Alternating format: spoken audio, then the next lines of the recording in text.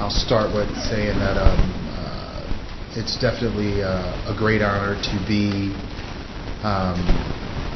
going into the Pro Football Hall of Fame. Obviously, for me, after leaving New Orleans and coming here to San Diego State, this is where I believe I found my niche within the game. The opportunity that was given to me by Coach Al Luganbill, Curtis Johnson, for being at a game where he wasn't even recruiting me, taking my tape back to Coach Luganbill and sharing with him that I was a guy whom possibly could be on the football team and play here.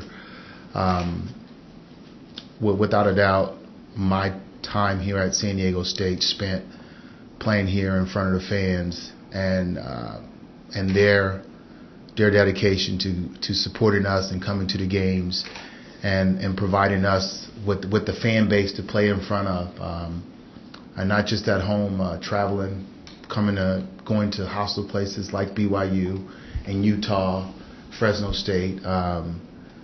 It was fun and definitely remembered for me. And as I moved on, and even now, I still remember my days here wearing the red and black.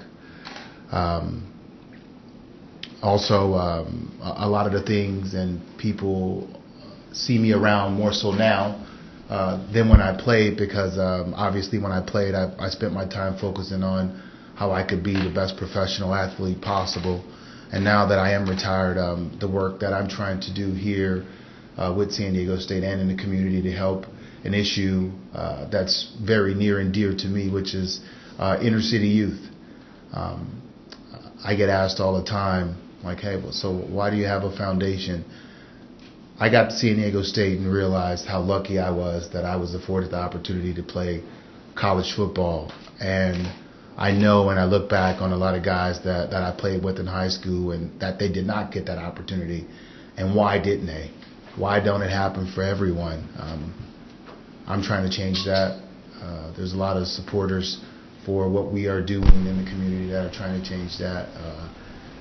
Those athletes that have a chance that are local here, San Diego State's trying to change that because we want them here. We want them playing. Part of going to the Hall of Fame, I should say, or being a part of the Hall of Fame is people talk about the yellow jacket. I think it's the bus that's pretty unique. And I can't wait to bring it home. I can't wait for October the 7th, where we can share it with our fan base here, all the people that have been a part of the AFL, which is Aztec for Life, which we do the Friday night before a big game here at San Diego State. I can't wait for them to get their opportunities to see it, because I believe it's special. You know, in life, you want to be remembered. But boy, when you get an opportunity to have something so unique as a bus created and placed in a place like the Pro Football Hall of Fame with guys that you idolized growing up, it's unbelievable. I'll open up for questions. Can you describe getting the call, what that was like? Probably getting the call was, I was pretty cool up until maybe 2 minutes before the final list was coming out. And I had not felt the feeling since I retired. And if you've been involved in sports, for me, the national anthem and right before the kickoff, there's this feeling of, I call it's the nerves of the game, and it's where I like to be. I want to know if I can function when I'm nervous, because it's easy to function when you're not. So how do you get through that period? I hadn't felt that in a long time, and it was a different feeling because I couldn't just go out and carry the football and get hit. I had to sit in it and wait to see my name. So a little little bit of nervousness, but I'll take it any day to hear my name called. Have you been to the hall before? How many times, and what do you think of it? I've played in a game, I want to say 2 or 3 times. I've visited the hall each time that I've played in a game. I've actually been to the whole Hall of Fame ceremonies and stuff like that, working for the NFL Network.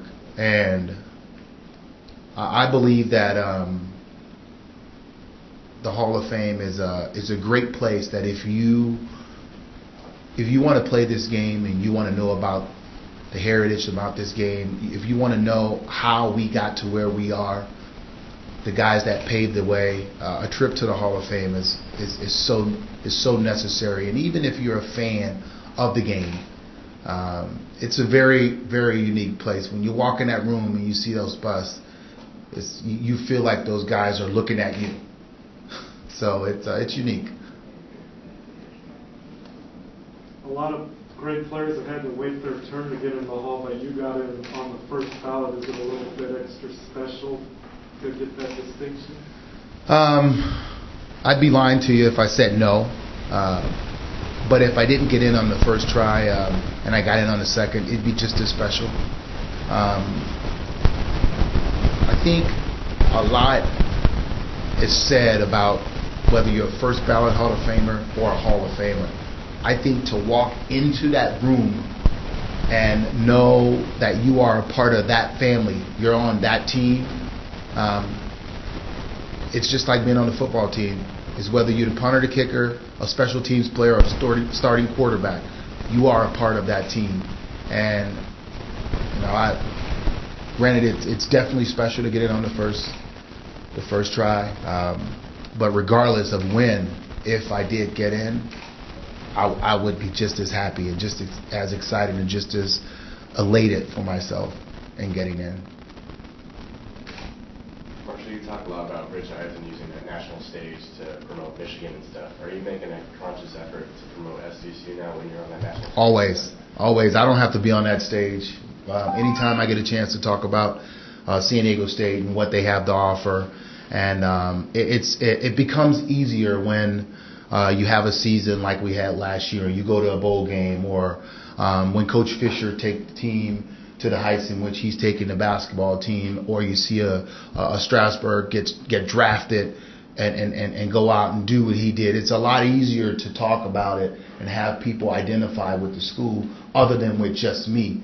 So anytime I get an opportunity to pound my chest about my university, trust me, I take it.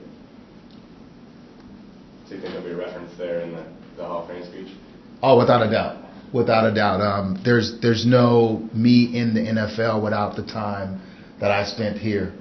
I'm thankful for the opportunity that I was given to play here.